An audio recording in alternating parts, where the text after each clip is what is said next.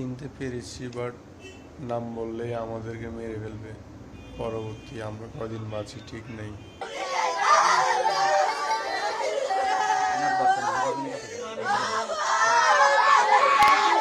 আমরা একটু যে দেখছি স্বজনদের জাহাজারি তাতে কিন্তু আসলে হাসপাতালে যে পরিবেশ সেটা কিন্তু আসলে ভারী হয়ে উঠেছে। স্বজনরা এখানে মানিক এবং আবদুল্লাহ দুইজন যে মারা গেছেন তাদের নিহত হয়েছেন তাদের স্বজনরা এখানে আসছেন। তো তাদের স্বজনরা এখানে তাদের স্বজনরা কিন্তু এখানে আহাজারিতে পুরো হাসপাতালের পরিবেশটা আসলে ভারী হয়ে উঠেছে। তারা বলছেন তার সাথে কথা হয়েছে।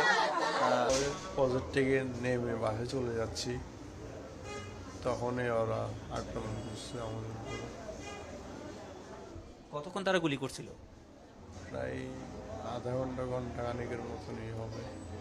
আমাদেরকে নতুন ব্রিজ থেকে এত চক বাগলিয়া চক বাজারের দিকে পর্যন্ত নিয়ে গেছে, প্রায় 3-4 কিলোমিটার আপনাদেরকে গুলি করছে।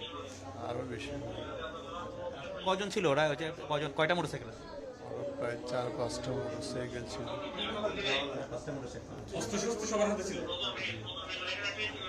তো ওই যে পরে গিয়ে আপনারা থামছেন, আপনারা ইয়েতে বাকুলি এক্সেস রোডে থামছেন কেন?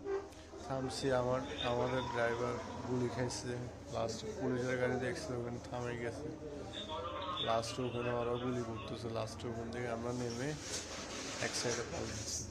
পুলিশের সামনে দাঁড়াইছে যে কি আপনার নিরাপত্তার জন্য না? পুলিশ কিছু সহযোগিতা করেনি? পুলিশ কি করবো, ওরা গুলি করতেছে। এখন পুলিশ হচ্ছিল 1-2 জন।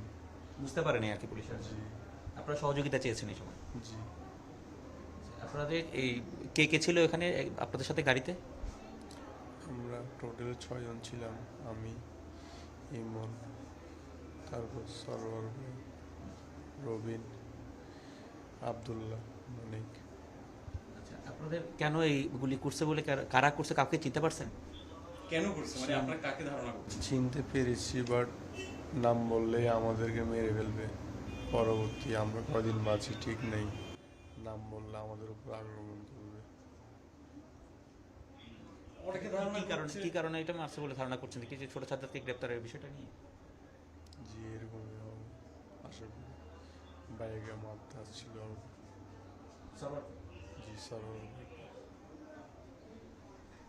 এই সময় আমার বাসায় ছেলে একটা ফোন কথা বলতে যে অমুকের মা কোথায়, তখন আমার কানটা বাড়ি লাগছে যে রবিনের মা কোথায়। আর কী রে বাবা কী হয়েছে? দরজা টিনের দরজা খুলতে খুলতে আমি বললাম বাবা কী হয়েছে, সমস্যা কর না।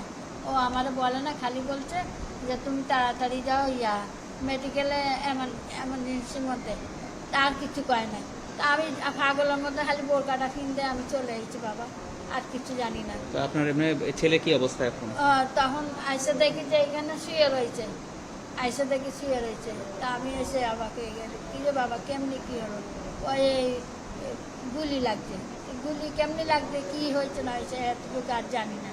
তা আরও আপনাদের মতন আসতেছে যাইতেছে কথা বলতেছে, তো শুনতেছি পোলার মুখে যতটুকু শুনি আমি এতটুকু মনে করো আমি একটু আইডিয়ার ভাবে বললাম যে পুলিশের গাড়ি এখানে যখন আছে, পুলিশের সামনে বলে কি গাড়ি পর্যন্ত গুলি চলতেছে, তাহলে মনে হয় পুলিশের সাথে কোনো একটু আছে, পুলিশ বিষ আছে।